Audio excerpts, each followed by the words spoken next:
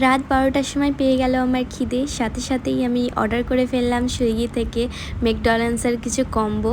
তো আসতে না আসতেই তোমরা খালি অবস্থাটা দেখো, তার সাথে সাথে কী করলাম আর কত টাকা খরচা হলো সেটাও অবশ্যই ভিডিওতে থাকবে, দেখতে থাকো। তো ফার্স্টেই আমার কাছে ছিল ৫০০ টাকা। এটা আমার না হাতে একদম খুচখুচ করছিলো, যতক্ষণ না আমি খরচা করতে পারছি ততক্ষণ আমার মনটা যেন শান্তি হচ্ছিল না। তাই জন্য আমি সাথে সাথেই অর্ডার করে ফেললাম।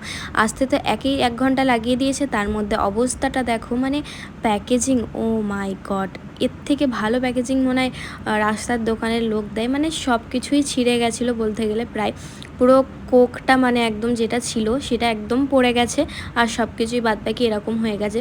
ফ্রাইডসগুলো ছিল যেগুলো, সেগুলো না মনে হচ্ছিলো যেন যা হোক করে দিতে পারলেই বাঁচে, একদম নিচে সব পড়ে গিয়েছে। তার সাথে সাথে টিস্যু অ্যান্ড সসও দিয়েছিল। তো সেগুলোকেই টেস্ট করলাম, আমার একদমই পছন্দ হয়নি। সত্যিই আমি এটাকে 10/2 দিতে চাই, কারণ আমার কোনো জিনিসই পছন্দ হয়নি, খুবই খারাপ লেগেছে। তো দেখা হচ্ছে আর একটা নেক্সট ভিডিওতে। টাটা।